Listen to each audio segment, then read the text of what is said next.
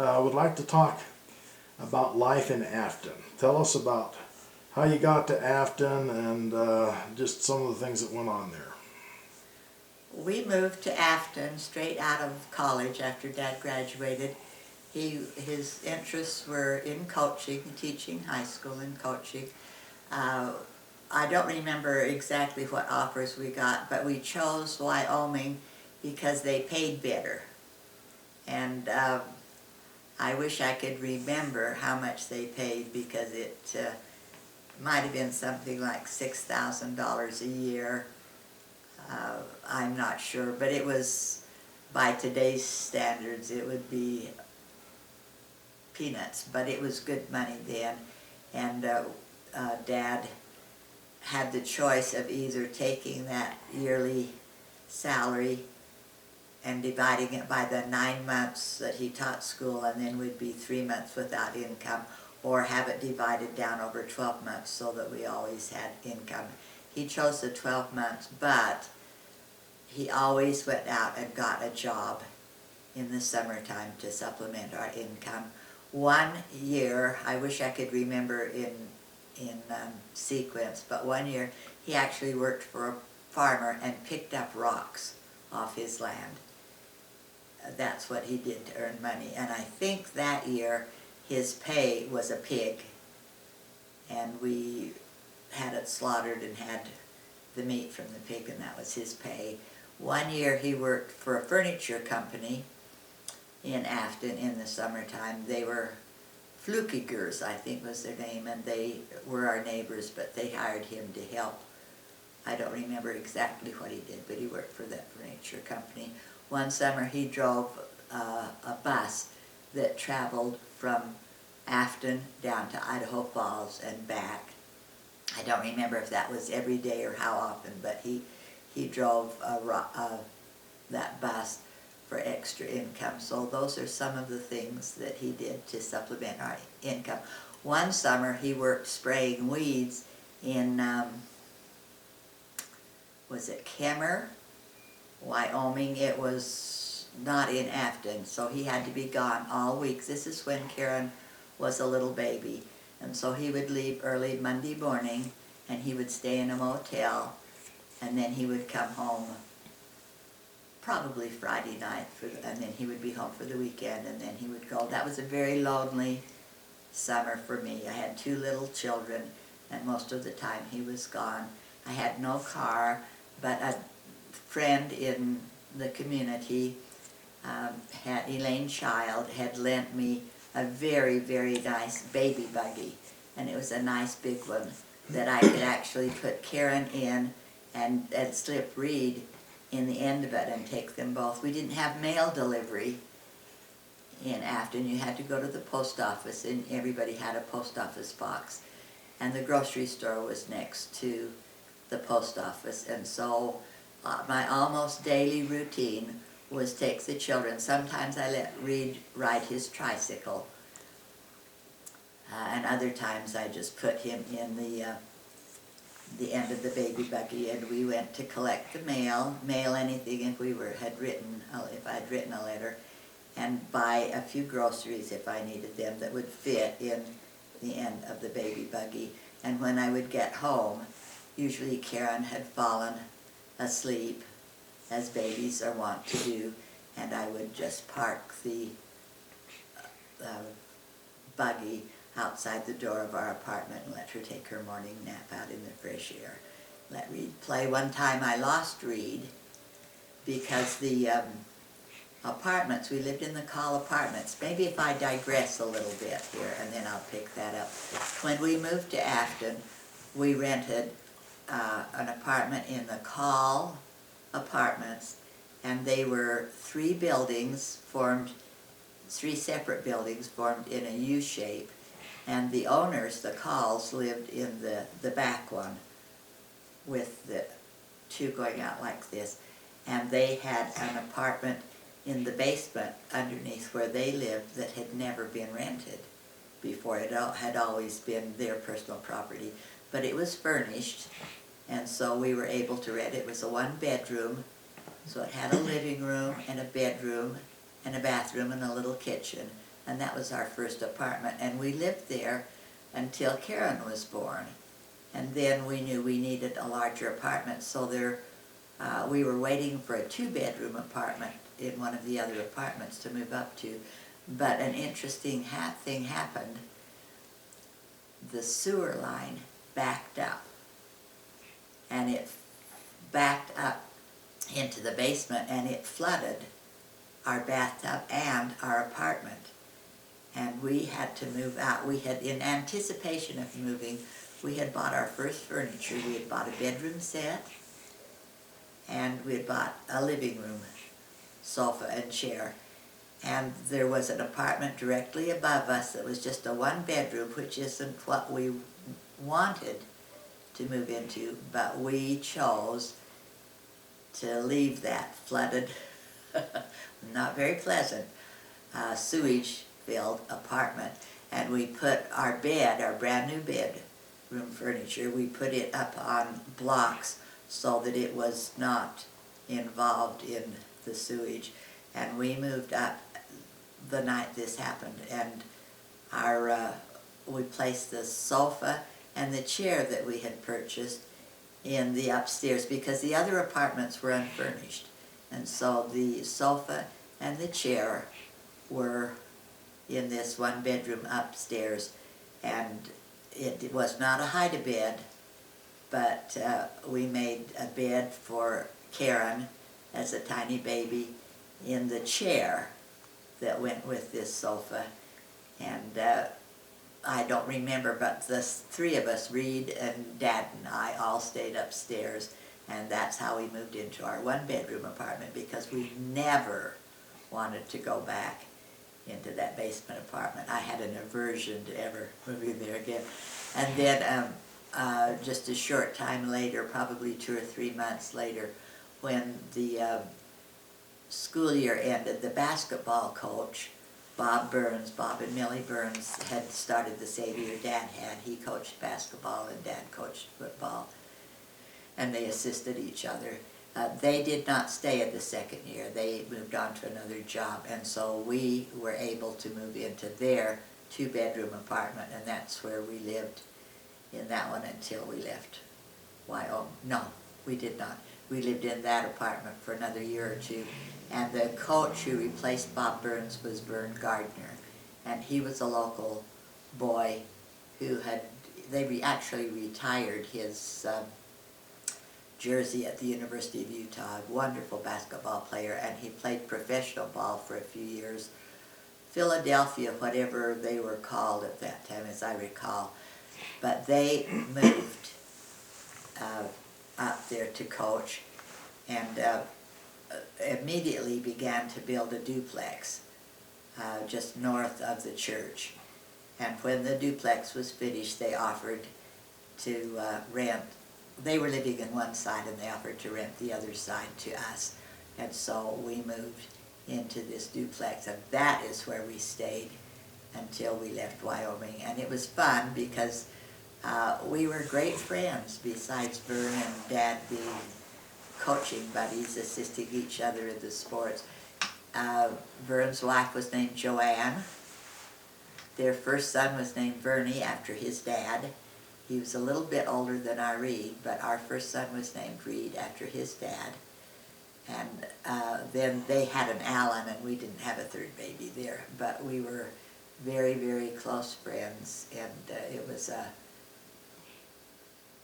great experience to live with them. Also, I might mention that we were not active in the church our first year at Afton. We were not very active in the church when we lived in Pocatello when we first were married. We were good people, but we didn't go to church. And so our social life in Afton that first year revolved around the other coach, Bob and Millie. They were not members of the church, and their friends or other friends, and they maybe were active, I don't know, but we formed this little social group, and we did not go to church. But when Bob and Millie left and Vern and Joanne moved to Afton, we were gathered into church activity through them and through other good people that were there just waiting to open their arms and welcome us in. And so that was the beginning of our church activity. The wonderful young married couples, Yvonne and Dean, can't remember their last name, Kay and Nyla Robinson, and just for your information, we still keep in touch with them. Their daughter Susan is the wife of Elder Bednar. Those are the quality kinds of people that were our friends. And Kay's older brother Max became bishop while we lived there. And we used to have dances, family dances in the cultural hall in the church then. And after Max was made bishop, we had a dance. And of course, you always exchanged dances with your friends. And I was dancing with the new bishop, and he said to me, in effect, one of my first desires as a bishop is to get you and Reed to the temple. And I said to him, well, we're not ready for that yet, and we weren't. But they laid the seeds that helped us to grow eventually into the gospel. And so we will always cherish those years at Afton. Everybody opened their arms to us. We knew everybody in the whole valley because the whole valley funneled into the high school. And so we knew all the athletes for all the sports and all their parents. We were invited to every wedding that ever happened in that valley. And it was just a wonderful experience. I was asked to be a 4-H leader, and I taught little girls the first year of cooking and sewing and had them at my home. I remember one little girl, whose parents were taking the word of wisdom to a new height for them. They ate just wheat and raw vegetables and very, very Spartan type food. And I remember when we baked the cake, the first time, one cake, and then cut it up to share for the girls. That little girl, and she was a well-mannered girl, but the daughter of this family, actually licked her plate to not miss one crumb of that chocolate cake because she didn't get that sort of thing in her home. But one of the girls went on and entered her cake that she had learned to make with me as a 4-H leader into the county fair and won the top prize, went to the state fair, and actually, I don't remember whether it was a purple ribbon or what, but it was chosen the very top cake in her category in the state of Wyoming. And she had started out learning to bake that cake in my little 4-H group. So, and they played bridge in Afton, Wyoming, and I was not a bridge player. I had always loved cards, but I never did get invited to join one of their bridge clubs. But I got invited often to substitute when they needed somebody, and I always went because that was one of their social activities. But I prayed within my heart while I was there that I would end up getting the dummy hand. If you know bridge, you play partners, 4 of you play, and you're partners, and you bid, and then whoever takes the bid plays the cards, and the partner puts down the dummy hand so they can see, and that person plays the cards. I always hoped I would end up either not getting the bid, my partner and I, or getting the dummy hand because I really didn't understand the game too well. But I enjoyed it, and they were kind. Nobody was mean-spirited about it. They understood that I didn't play very well, and they accommodated me. And it was a sweet social activity. Dad loved to ski, and we belonged to just a group, informal group that liked to ski. And we would go skiing down in Idaho. I can't remember the name of the resort, but it was in the Swan Valley area, somewhere around there. And I was not much of a skier. but I also was either pregnant or with the young child most of the time we lived there. And so I would travel on the outings, but I rarely skied. I remember one time and the favorite place was to go to Jackson, Wyoming, and ski the big mountain there. And Dad was such an athlete. He was good at everything he tried.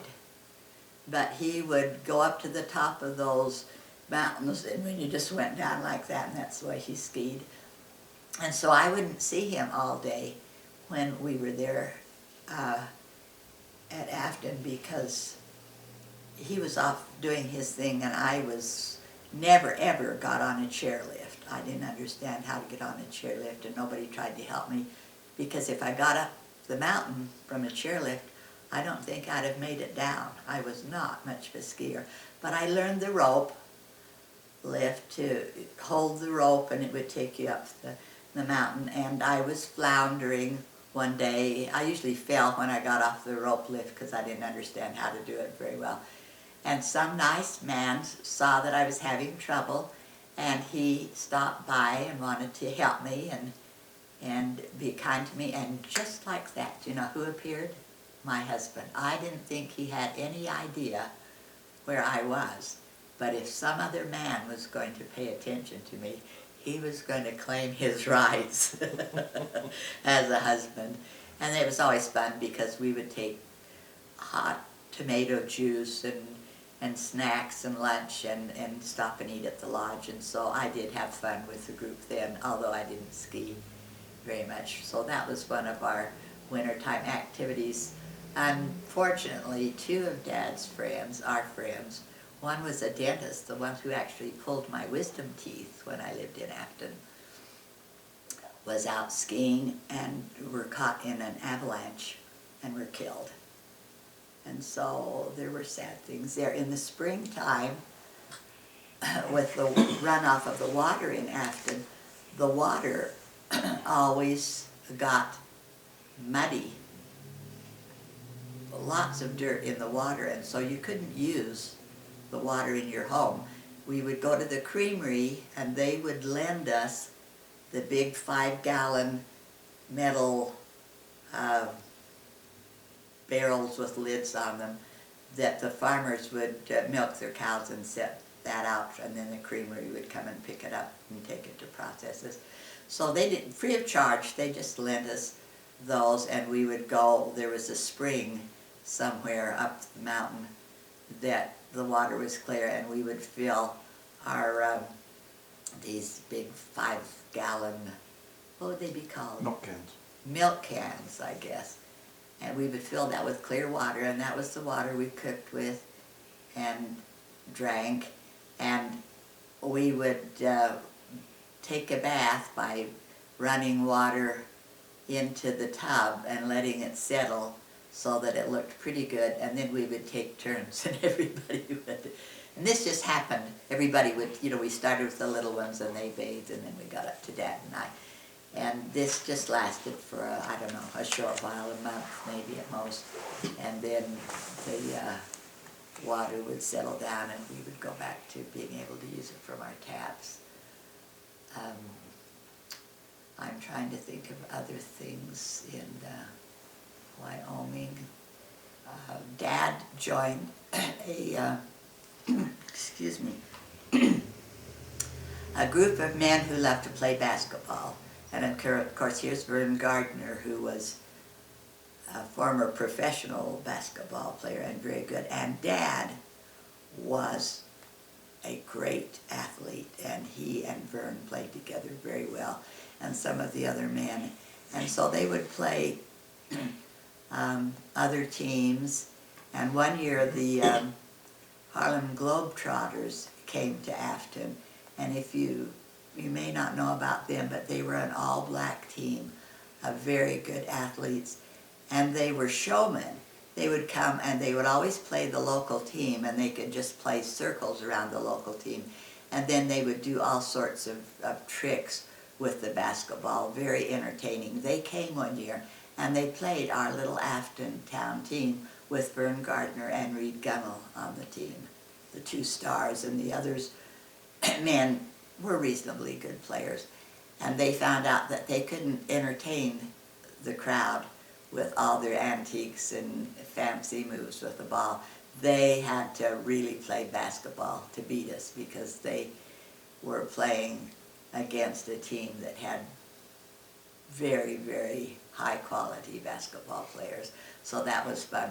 But Vern Gardner was a funny man. He was so used to being better than anybody else that if he didn't beat you, he would work and work and work until he did. And I can't remember whether it was badminton or table tennis, one of those two, maybe both, that Dad could always beat him in, and he worked and worked and worked until he could finally, at least part of the time, beat Dad, because he had that competitive spirit. But they would stay after regular basketball, high school basketball practice, and the other men would come, and they would play, and I would have dinner ready, and I would wait and wait. And Joanne, we were living in the duplexes then, she would come over, Joanne Gardner, and complain to me about our husbands not being home for dinner. And I tried never to complain about my husband, even to her, because I loved him and valued him, and I was not going to lower myself, even with a close friend, to engaging in destructive conversations. And when Dad came home and we would have waited dinner, he said, "I don't expect you to wait. Go ahead and feed the family and I'll just eat when I come home." But I said no. And so I always waited, even though it was later, and we ate together as a family. Dad loved to hunt too, and he always got his deer. He never ever got an elk, and that was sad for him. But we had a locker in the town where you could rent a freezer, a locker, and you'd have your meat cut up and packaged and then put in, and labeled and put in the locker. And we ate venison, deer meat. We had roasts and steaks and hamburger, and they'd always put a little bit of beef tallow in when they ground up the hamburger to flavor it a little bit more like beef. And we had fish. He went fishing all the time. We froze the fish, ate it. He loved to duck hunt, and he would go out early in the morning, and he could duck hunt before school started and come home with 6 or 8 or 10 ducks. And rather than picking them, picking the feathers, which would be the traditional way of taking care of a bird that had been shot, he would skin them, and he would throw away the wings because they were so tough you couldn't eat them anyhow. But the legs and the breasts and the giblets he saved, and we packaged that up. And we had so many we couldn't eat them all, and so he would come home and give them to any neighbors that he could find who would take them. And I used to tease him and say, "I think the neighbors have learned to hide when you come home, because you have so many ducks that they don't want to have to tell you no, so they hide." I went out with him one time and I shot a duck, one duck. It's the only time I ever went with him. It was too cold, but he wanted me to come and just have that experience. One time there was a seminary teacher who came, Walt Bowen. He became pretty active in members of the church had a group that would go all around the different stakes in the country and teach classes, kind of like an education week. And Walt became a professor of reading, and he went with Dad, and they got into so many ducks they didn't dare bring them all home. They'd just shoot, and 5 or 6 would fall at once.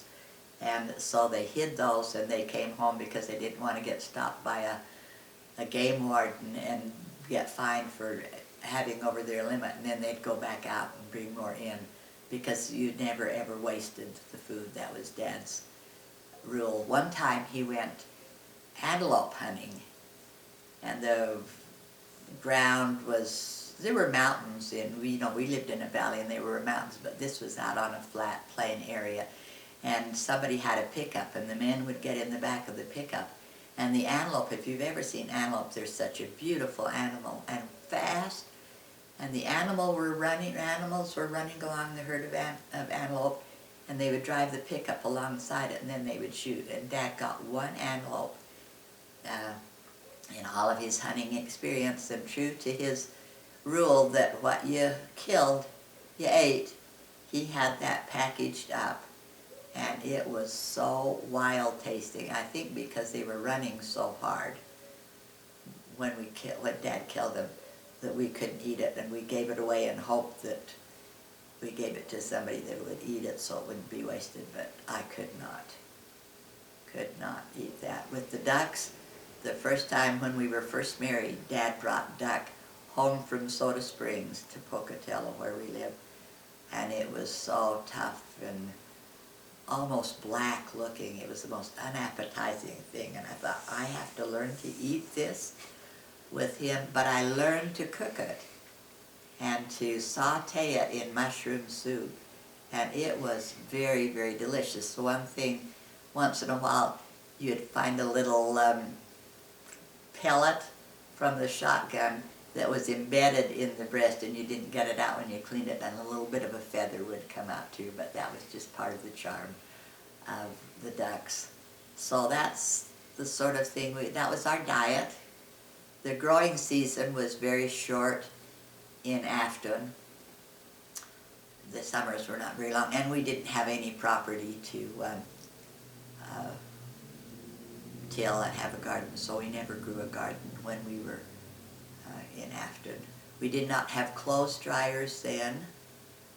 I washed once a week in the washer that was furnished in the basement of the Call apartments, and people just had to take turns using them.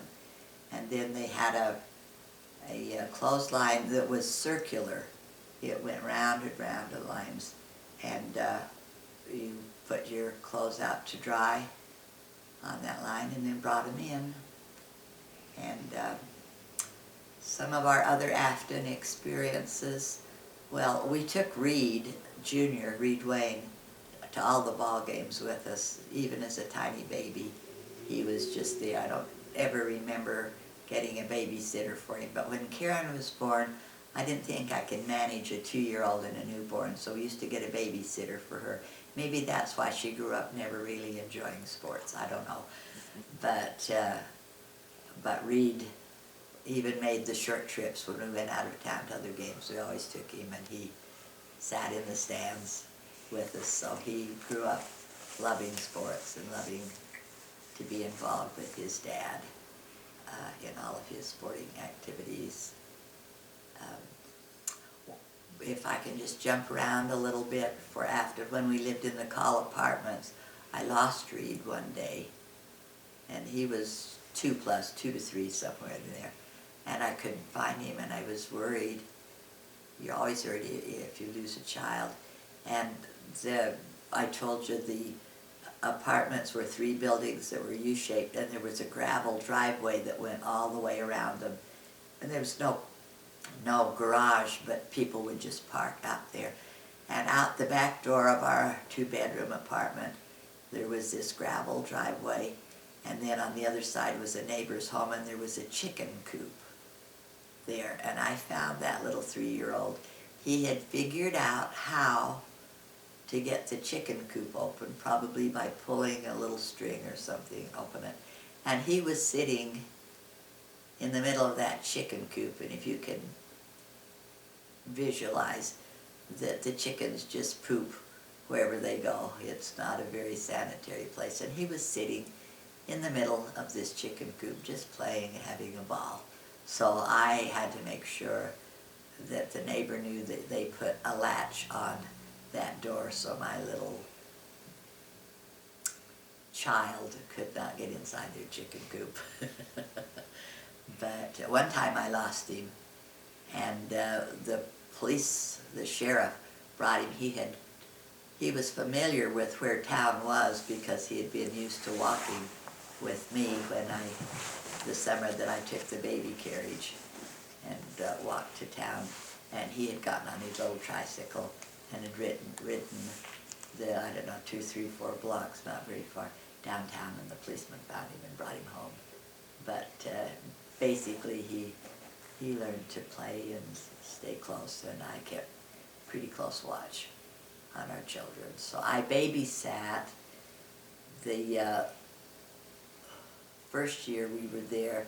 Money was really tight for us, and this Bob and Millie Burns, the other coach, she worked, and she had a little 4-year-old girl, Dina, and I generously offered to babysit her for $1. I don't know if there was $1 a day or $1 a week. It wasn't very much money. Wasn't worth it, but it helped pay the grocery bills because we had bought furniture and a car, and we had all of it was bought on time, and we had so many payments to make that when we got the payments made, there wasn't very much left to buy the food, and so my babysitting helped give us that extra few dollars to buy the food to supplement all this wild meat we were eating. And I only babysat that 1 year, and then they moved, and I learned I didn't want to tend anybody else's kids but my own. And